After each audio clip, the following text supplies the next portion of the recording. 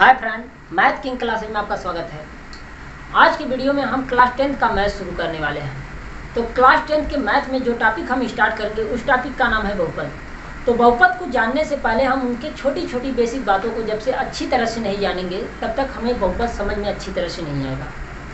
तो इसलिए इसे जानने से पहले हमें जानना पड़ेगा कि चर क्या होता है, अचर क्या होता है, गुणांक क्या होते हैं, घात क्या होते हैं, चरों को जोड़ते कैसे हैं, घटाते कैसे हैं, गुणा उनका कैसे करते हैं। ठीक है, इन सब बातों को अच्छी तरह से जान लेंगे तभी हम जाकर बहुपद को अच्छी तरह से समझ पाएंगे।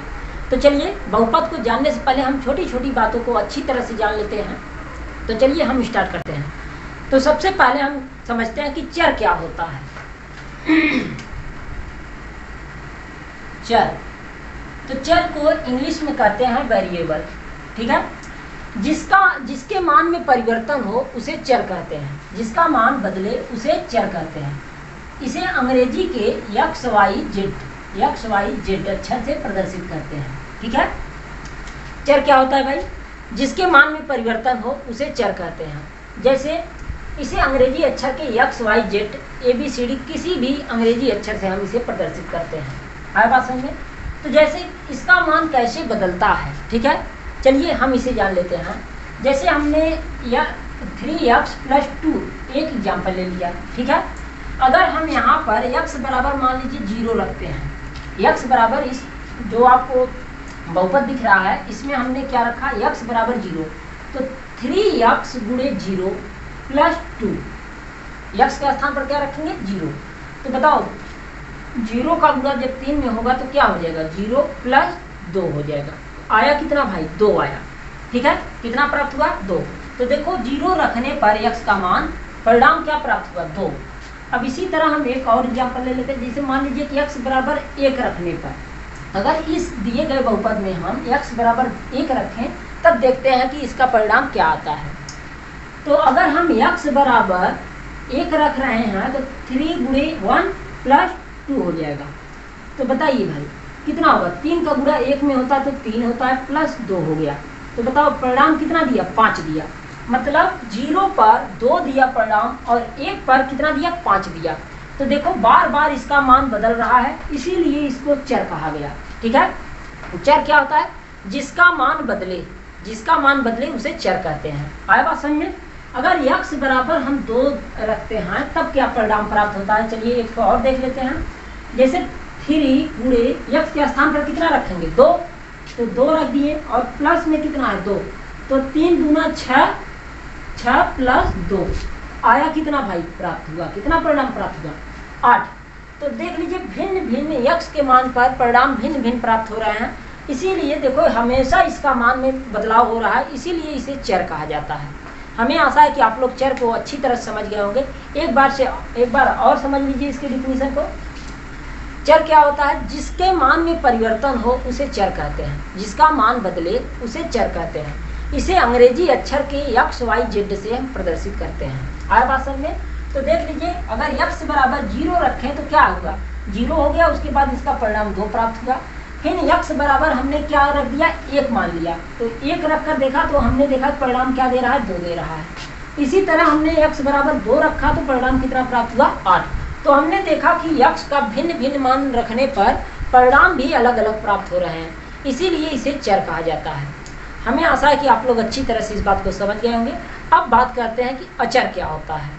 तो अब बात करेंगे कि अचर क्या होता है। इसे इंग्लिश में नॉन वेरिएबल कहते हैं। आए बात समझे? जिसके मान में कोई परिवर्तन न हो उसे अचर कहते हैं। क्या कहते हैं?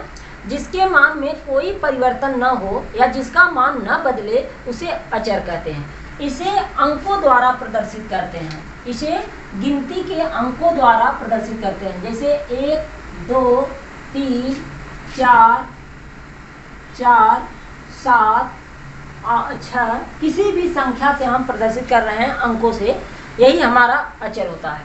जैसे अगर आपसे हम कहें कि भाई ये 2 को अगर हम कहें कि ये 3 है तो क्या आप 3 मानेंगे कि 2 हमारा 3 है? नहीं मानेंगे। आप कहेंगे नहीं भैया 2 नहीं है, ये 3 है। ठीक है, क्या मानेंगे आप? 2 देखो इस तरह से लिखा जाता है, 3 इस तरह से लिखा जाता है, तो 2 को आप 3 नहीं मान सकते। अगर आपको हम कहें कि क्या ये 5 नहीं, ये 5 नहीं, ये 6 है, तो क्या आप इसको 6 मानेंगे? नहीं मान सकते, क्योंकि इसके मान में परिवर्तन नहीं हो सकता। 5 है तो 5 ही पढ़ा जाएगा, 6 है तो 6 ही पढ़ा जाएगा, मतलब इसका फिक्स वैल्यू होता है, इसीलिए इसे अचर कहते हैं। मतलब इसके मान में कोई परिवर्तन नहीं किया जा सकता, इसीलिए इसे क्या कहते हैं भाई? अचर कहते हैं। हमें आशा है कि आप लोग समझ गए, एकदम फिक्स वैल्यू को ही अचर कहते हैं। आए बात समझ में? उसके मान में कोई आप चेंजिंग नहीं कर सकते, वही चीज आपका क्या होता है? अचर होता है। ठीक है, जिसका मान कभी न बदला जाए उसे अचर कहते हैं। हमें आशा है कि आप लोग इस बात को भी अच्छी तरह समझ गए होंगे। अब बात करते हैं कि गुणांक क्या होता है, तो चलिए देखते हैं। तो अब हम बात करेंगे कि गुणांक क्या होता है। ठीक है, चरों के गुणज को ही गुणांक कहते हैं, चरों के गुणज को ही गुणांक कहते हैं। जैसे अगर हम 2x ले लें, मतलब यहाँ पर चर का काम कौन कर रहा है? यक्स कर रहा है, तो चर में किसका गुणा हुआ है? 2 का ना, तो यक्स का गुणांक क्या हो गया? 2। जो मतलब चर में जिसका गुणा हुआ हो वही उसका गुणांक होता है। अगर हम कहें 3x², 3x² में x² का गुणांक क्या होगा? तो आप कहेंगे भैया 3, क्योंकि x² में किसका गुणा हुआ है? 3 का ना, तो यही उसका गुणांक हो गया। अगर आपसे हम कहें कि 2x + 3x², तो बताइए आप x का गुणांक क्या होगा? x का गुणांक भाई x में कितने का गुणा हुआ है? 2 ना, तो 2 हो गया इसका गुणांक। अगर आपसे कहें कि x² में कितने का गुणा हुआ है? x² में कितने का गुणा हुआ है? 3 का ना, तो इसका गुणांक क्या हो गया भाई? 3। इसका गुणांक क्या हो गया? 3। आए बात समझ में? मतलब चर में जिसका गुणा हुआ होता है वही उसका गुणांक होता है। हमें आशा है कि आप लोग इस बात को समझ रहे होंगे। एक एग्जांपल और ले लेते हैं।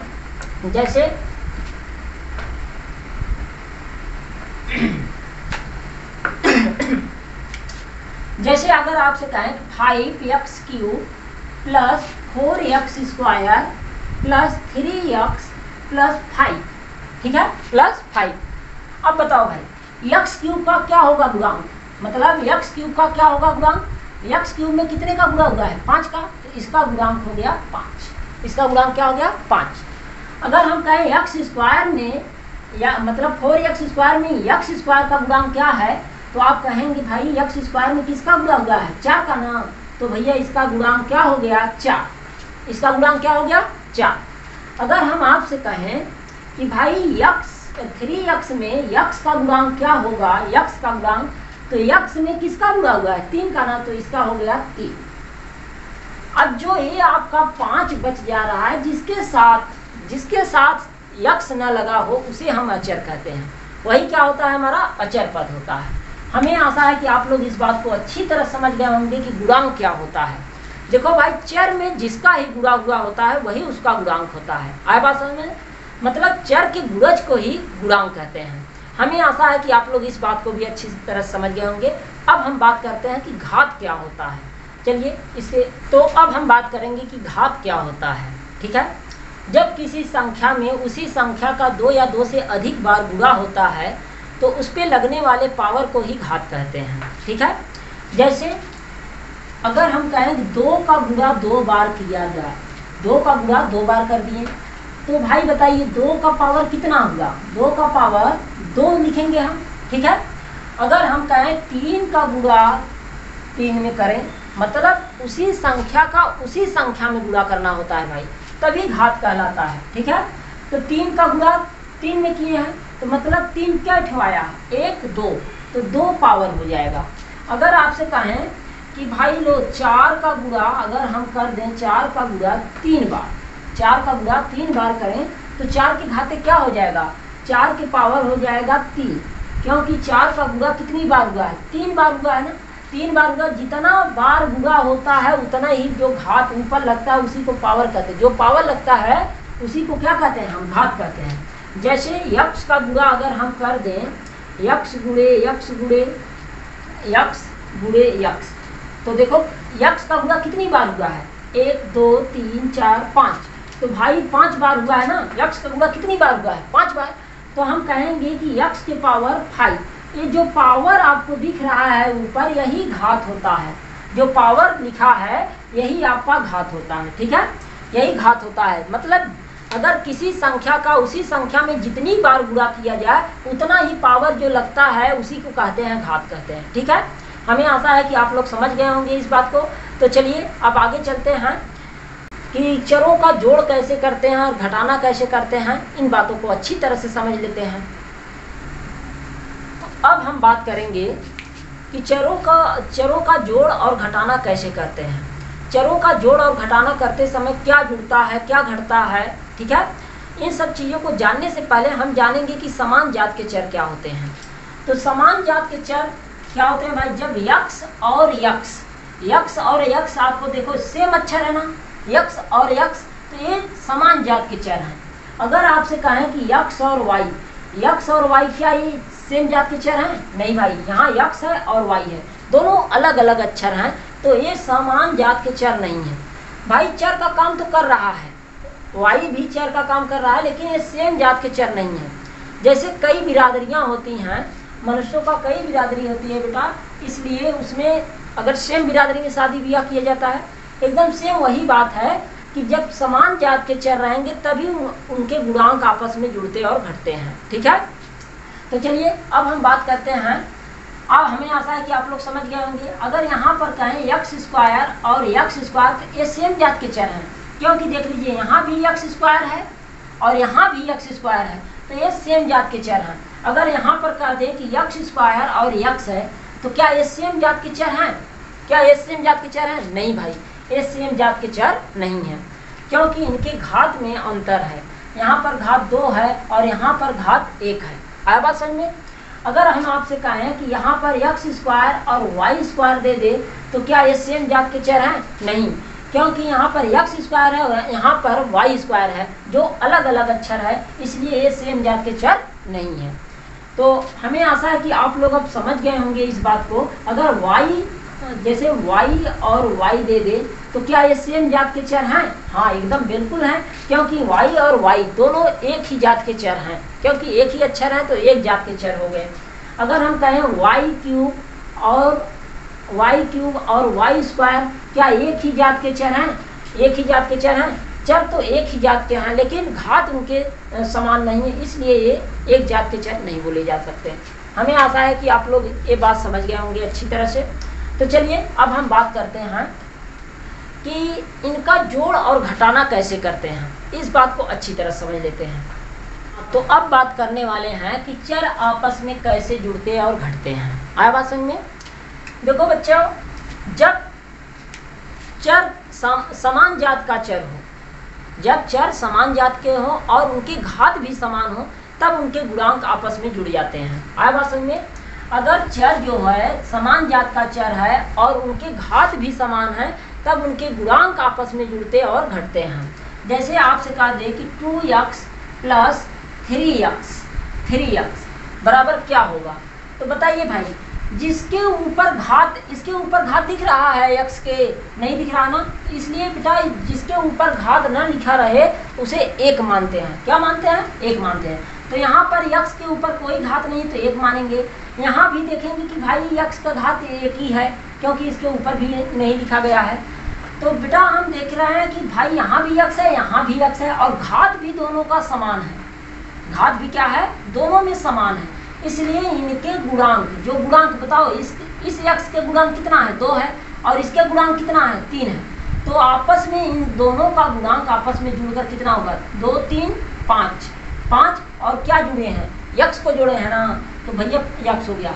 मतलब 2x में जब बेटा सेम जाति हो और घात भी समान हो, जैसे सेम जात का मतलब x यहाँ हो और x यहाँ है, तो दोनों बेटा सेम जाति है। क्या इनके घात भी, अब जब सेम जात निकल गए तो अब देखेंगे कि भाई इनके घात भी समान है कि नहीं। अब तो यहाँ पर हमने देखा कि भाई यहाँ पर घात 1 है और यहाँ पर भी घात 1 है, इसलिए इनके गुणांक आपस में जुड़ जाएंगे। ठीक है, तो जोड़ में क्या होता है कि समान जात का चर होना चाहिए और घात भी समान होना चाहिए। ठीक है, जात भी समान होना चाहिए और घात भी समान होगा, तभी इनके गुणांक आपस में जुड़ेंगे। ठीक है, तो देखो 2x में अगर 3x जोड़ेंगे बेटा तो कितना आएगा? 5x। ठीक है, अगर आपसे हम कहें कि 4x स्क्वायर और प्लस 3x स्क्वायर, तो बताइए क्या ये आपस में जुड़ेंगे? हाँ जुड़ेंगे, क्योंकि हम देख रहे हैं कि भैया यहाँ भी x है, यहाँ भी x है, इसका मतलब सेम जात का चर है, समान जात का चर है कि नहीं। अब देखेंगे क्या इनके घात भी समान है। हाँ, इस वाले x का घात 2 है, इस वाले भी x का घात 2 है, इसलिए ये सेम जात के चर हैं, सेम जात के चर हैं। क्या है? इसलिए ये सेम जात के चर हैं, तो इनका आपस में गुणांक जुड़ जाएगा। 4 3 7, मतलब 4x² में 3x² जोड़ेंगे तो बेटा कितना आएगा? 7x² आएगा। क्या आएगा? 7x² आएगा। ठीक है, हमें आशा है कि आप अच्छी तरह से बात को समझ रहे हैं। अब हम बात करेंगे, एक और एग्जांपल लेते हैं, जैसे 5x² प्लस 3x। बताओ क्या इन आपस में जुड़ेंगे? अब देखो बेटा, सेम जात, यहाँ भी x है, यहाँ भी x है, जात तो सेम है, दोनों क्या है? दोनों जात एकदम सेम है। अब जब जात सेम हो गए तो अब क्या देखना है हमको? क्या इनके घात भी समान है? अब यहाँ पर देखो, इस वाले x का घात 2 है और इस वाले x का घात 1 है। जहाँ पर मतलब x का घात कुछ न दिखे, वहाँ पर कितना मानना चाहिए? 1 मानेंगे आप। ठीक है, तो यहाँ पर हमने देखा कि भाई जात तो समान है लेकिन घात समान नहीं है, इसलिए बेटा हम इसको नहीं जोड़ पाएंगे, इसे ज्यों का त्यों लिख देंगे, x² और 3x लिख देंगे, यही लिखकर छोड़ देंगे बेटा। ये आपस में, इनके गुणांक आपस में कभी जुड़ नहीं सकते, क्योंकि इनके जात तो समान है, समान जात के चर है, लेकिन घात समान नहीं है, इसलिए इनके गुणांक आपस में नहीं जुड़ेंगे। हमें आशा है कि आप लोग अच्छी तरह से इस बात को समझ गए होंगे। चलिए एक और एग्जांपल ले लेते हैं। जैसे अगर आपसे कहा दें कि 3x प्लस 4y, ठीक है, यहाँ पर देखो, यहाँ पर तो x है और यहाँ पर y है। भाई सीधा सीधा अगर दोनों नियम पालन करेगा, मतलब सेम जात रहेगा, चर मतलब एक समान जात का हो और घात भी समान जात का हो, मतलब दोनों नियम बेटा पालन होगा, तभी उनके गुणांक आपस में जुड़ पाएंगे। मतलब जब सेम जात का चर हो और घात भी समान हो, तभी उनके गुणांक आपस में जुड़ पाएंगे, अन्यथा नहीं जुड़ेंगे, उसे ज्यों का त्यों लिख देंगे। हमें आशा है कि अब इस बात को समझ गए होंगे आप। अब हम बात करेंगे इस तरह से, सेम इसी तरह से होता है घटाना। तो चलिए एक ठो हम घटाना भी करके देख लेते हैं कैसे होता है।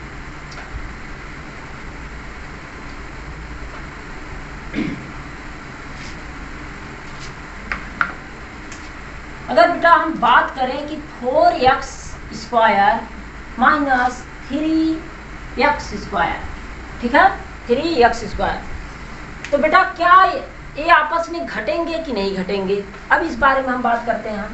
यहाँ पर देखो बेटा, पहले देखो क्या दोनों में समान जात के चर हैं? यहाँ भी x है, यहाँ भी x है।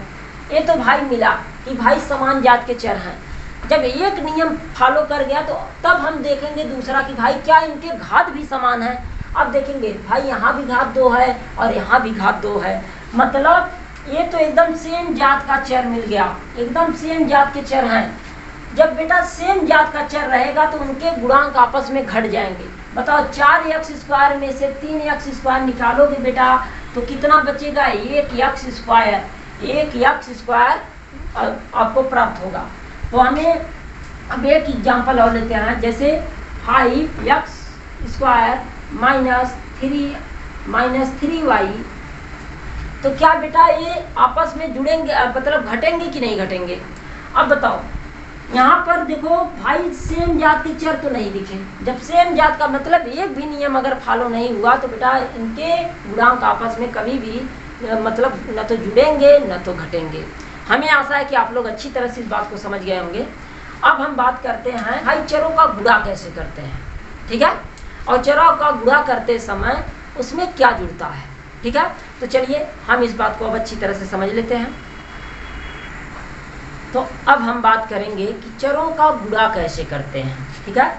चरों के गुणा में चर का गुणा चर में होता है और गुणांकों का गुणा गुणांकों में होता है। अगर चिन्ह दिया रहता है तो चिन्ह का गुणा चिन्ह में होता है। आया बात समझ में?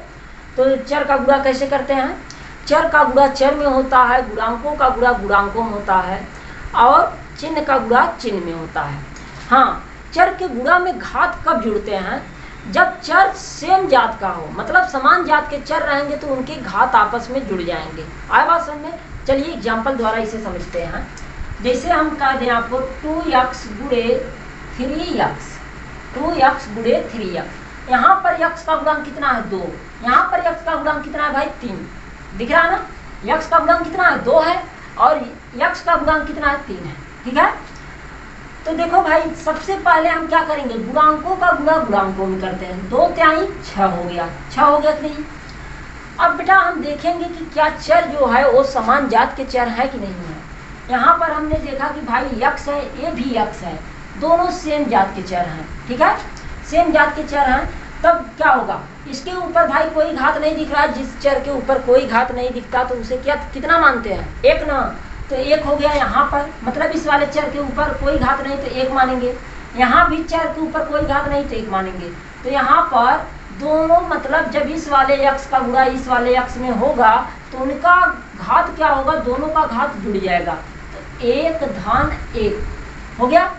तो बताओ भाई कितना आया, 6x, 1 में 1 जोड़ोगे तो कितना आएगा 2, तो 6x स्क्वायर हो जाएगा, 6x स्क्वायर हो जाएगा।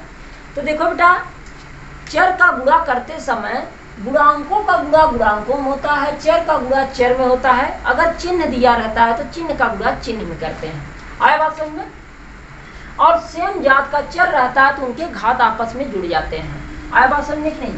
अगर आपसे कहें कि हम लोग 3x स्क्वायर और प्लस 4x कर दें, 4x कर दें तो गुणे, यहाँ पर गुणा है भाई, प्लस नहीं गुणा है, ठीक है। तो 3 का गुणा पहले यहाँ पर देखो x स्क्वायर का गुणांक कितना है 3 है, और यहाँ पर x का गुणांक कितना 4 है। तो भाई गुणांकों का गुणा गुणांकों में होता है। तो 3 का गुणा 4 होगा तो कितना हो गया 12 हो गया, कितना हो गया 12 हो गया। अब बताओ क्या, अब देखेंगे कि चर क्या सेम जात के चर हैं, यहाँ भी x है बेटा, यहाँ भी x है, मतलब दोनों अक्षर सेम सेम है तो एक ही जात के चर हुए। तो अब क्या होगा, इनके घात आपस में जुड़ जाएंगे।